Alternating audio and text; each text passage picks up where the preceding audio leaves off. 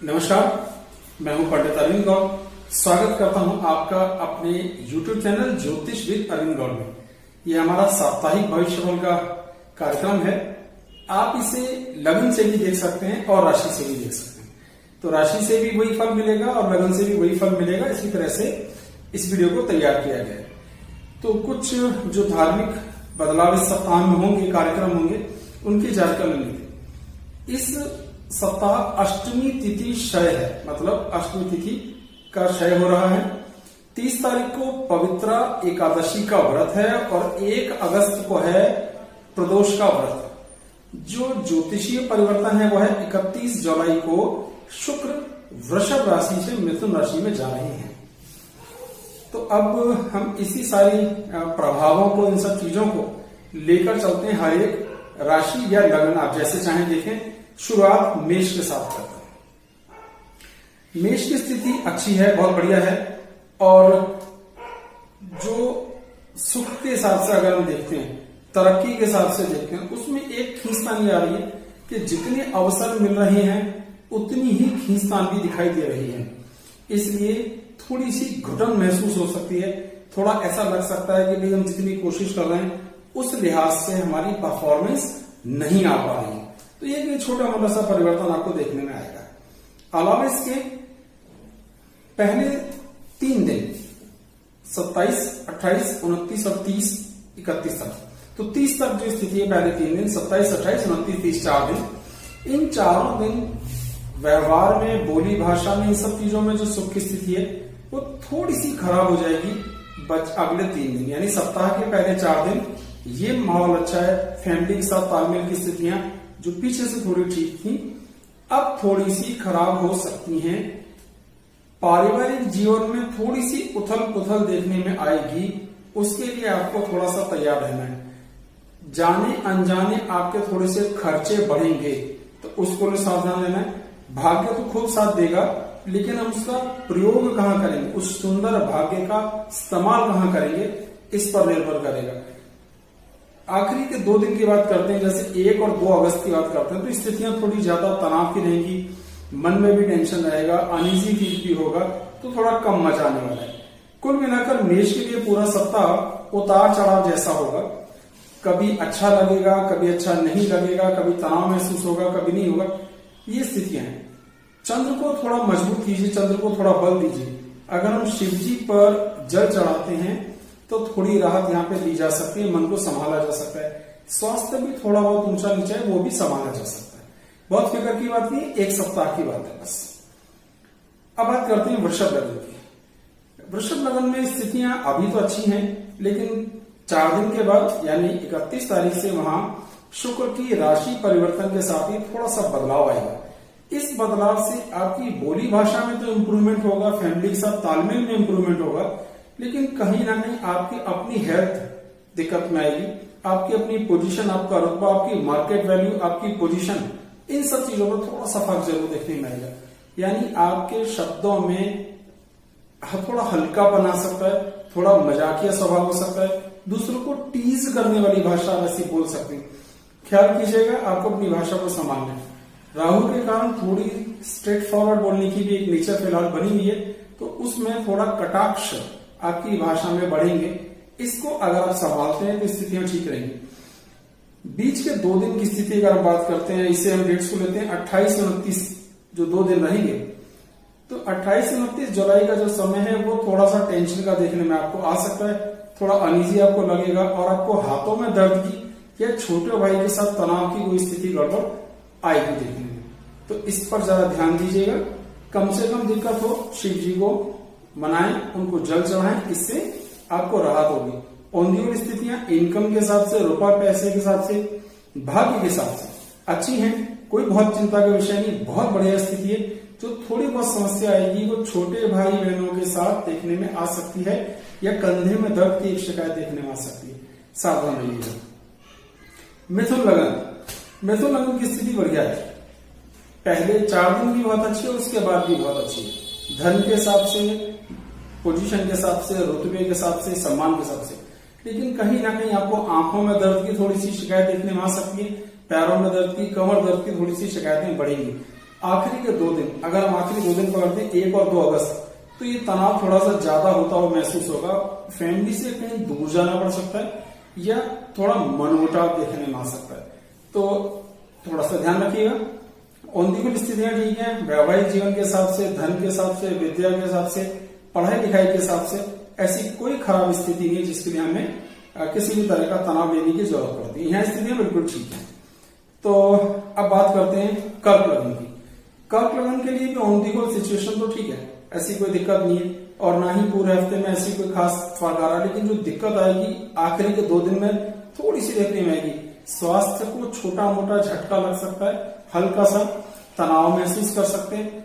Health के angle से आपको माइनर दिक्कत आ सकती है 1 और 2 अगस्त को, तो थोड़ी सावधानी बरतिएगा। बाकी बिल्कुल ठीक चल रहा है, कोई समस्या खास नहीं है।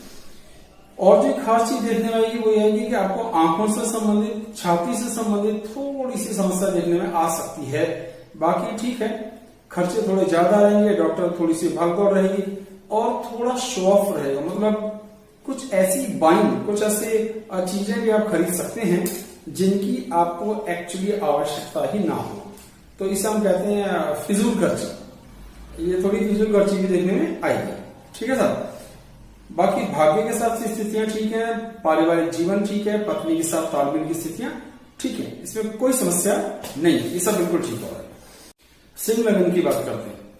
सिंह लगन की स्थिति यह है कि लगन के स्वामी के 12वें घर में होने के कारण थोड़ा सा स्वास्थ्य को तनाव देखने में आ सकता है, भागदौड़ ज्यादा हो सकती है, काम थोड़ी देर से बनते हुए देखें ऐसा हो सकता है।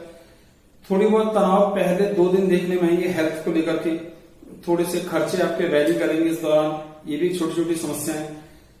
परिवार के साथ तालमेल की स्थिति, बच्चों के साथ तालमेल की स्थिति अच्छी है, पढ़ाई लिखाई विद्या ठीक है, पर राहु के कारण आमतौर पर इसमें कुछ खींचतान देखने में आती है।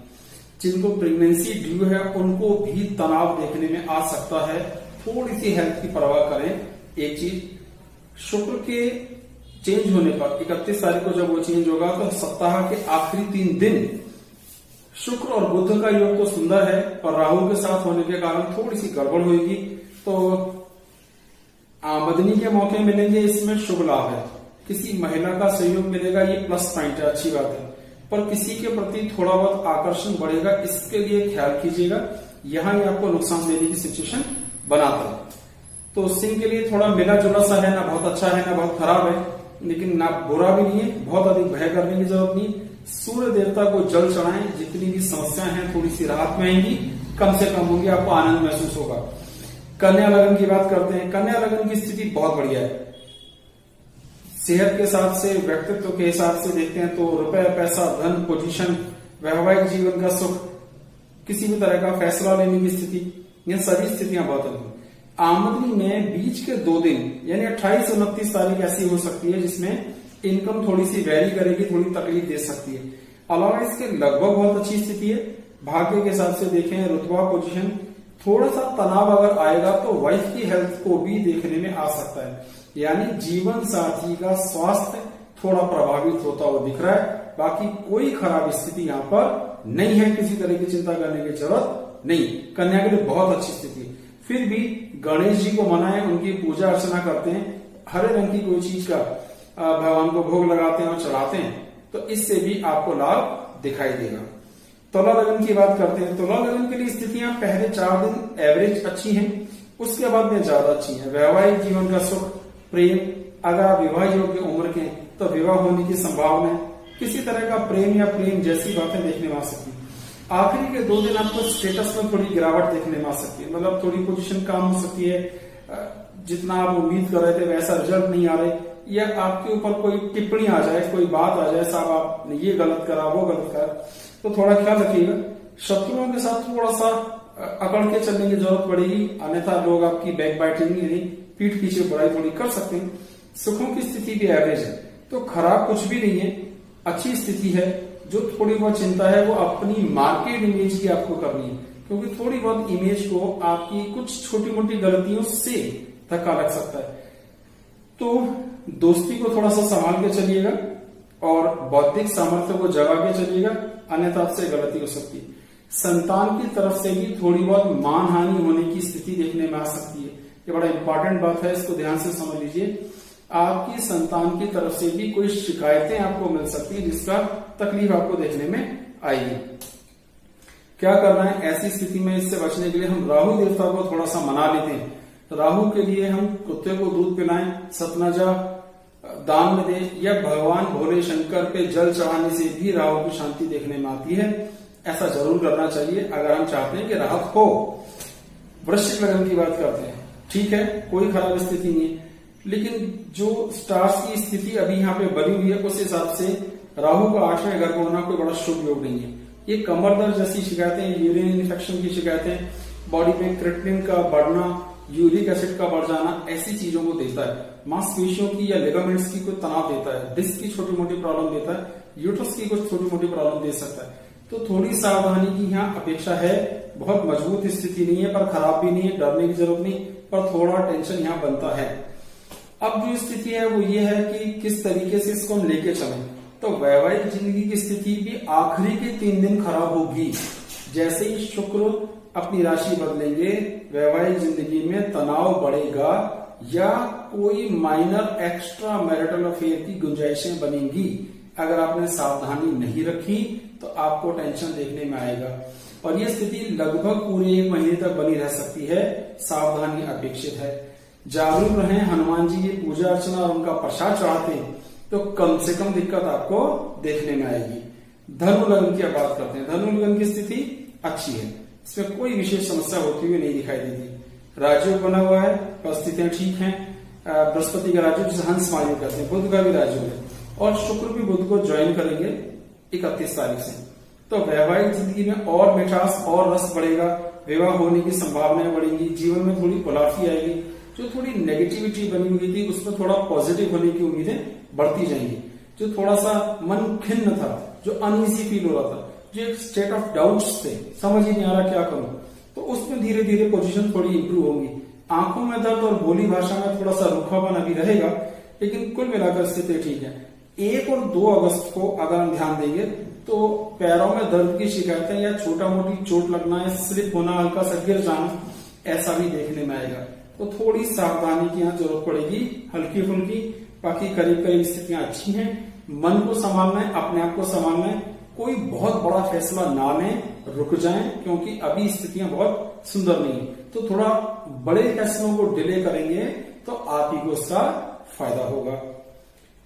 विशेष उपाय तो ज्यादा नहीं करना है, लेकिन फिर भी भगवान बृहस्पति देव को मनाने के हिसाब से अगर हम लेके चलते हैं बृहस्पतिवार वाले दिन, और अगर हम विष्णु जी के लिए या शिव जी के लिए कुछ भी हम दान में देते हैं, बृहस्पतिवार की व्रत की कथा पढ़ते हैं, पीली चीज से ईश्वर को भोग लगाते हैं, गुड़ का दान करते हैं, तो हमें लाभ होगा। बात करते हैं मकर लग्न की। मकर लग्न की स्थिति यह है कि लग्न में शनि का राजयोग है, पर शनि सूर्य का समसप्तक योग बना हुआ है। दोनों एक दूसरे के विरोधी, दोनों एक दूसरे की राशियों में गड़बड़ हो जाते हैं, शत्रु हो जाते हैं। इस कारण पारिवारिक जीवन में खटास देखने में साफ साफ शब्दों में आएगी, और ये खटास इस पूरे हफ्ते हर 2 दिन बाद बदलाव देखने में आएगा, कभी ज्यादा कभी कम, तो इसमें थोड़ा वेरिएशन देखने में आएगा। भाग्य की स्थिति एवरेज से बहुत अच्छी है, कोई खास तकलीफ नहीं है। संतान की स्थिति थोड़ी सी कमजोर होने वाली है, तो बच्चों की हेल्थ को लेकर या उनकी पढ़ाई की परफॉर्मेंस को लेकर के थोड़ा तनाव देखने में आएगा। बाहुबल ठीक है, काम करने की सामर्थ्य अच्छी है, जिद अच्छी है। कहीं ना कहीं अपने लाइफ पार्टनर का विरोध करने की प्रवृत्ति डेवलप हो जाएगी, पता ही नहीं चलेगा कि कब हमने उनका अधिक विरोध कर दिया। तो थोड़ा सा संभल के चले तो ये सप्ताह बड़े आराम से निकलेगा, कोई विशेष दिक्कत नहीं आएगी। अन्यथा थोड़ी दिक्कतें पारिवारिक जीवन में क्लेश या तनाव की जरूर आएंगी, सावधान रहिए। क्या कर सकते हैं? सूर्य देवता को जल चढ़ाएं, इससे जितनी भी राहत होगी जरूर हो जाएगी। संभव हो तो गुड़ का भी दान किया जा सकता है, गेहूं का भी दान किया जा सकता है, इससे भी आपको राहत आ जाएगी। अब बात करते हैं वृश्चिक लग्न, कुंभ लग्न की। बात भटक गई जरा। कुंभ लग्न की स्थिति अच्छी है, लेकिन लग्न पे ही दोनों तरफ पापी ग्रह बैठने के कारण और लग्नेश के 12वें घर बैठने के कारण थोड़ी सी तनाव की, थोड़ा सा मन घबराया सा रहना या थोड़ा ऐसा लगना क्या करूं, कैसे होगा, इस तरह की फीलिंग देखने में है। खर्चे भी थोड़े से अनवांटेड देखने में आ सकते हैं, पर आमदनी के सोर्सेज बड़े सुंदर बने रहेंगे। संतान की तरफ से चिंता मुख्य रूप से हो सकती है, उनकी शादी ब्याह, उनका कैरियर, उनकी पढ़ाई लिखाई, को लेकर के तनाव थोड़ा सा देखने में आ सकता है। बहुत खराब कुछ भी नहीं है, बाकी की स्थिति सुदृढ़ है, मजबूत है, शत्रु पक्ष बड़ा ठीक है, उसको आप संभाल सकेंगे।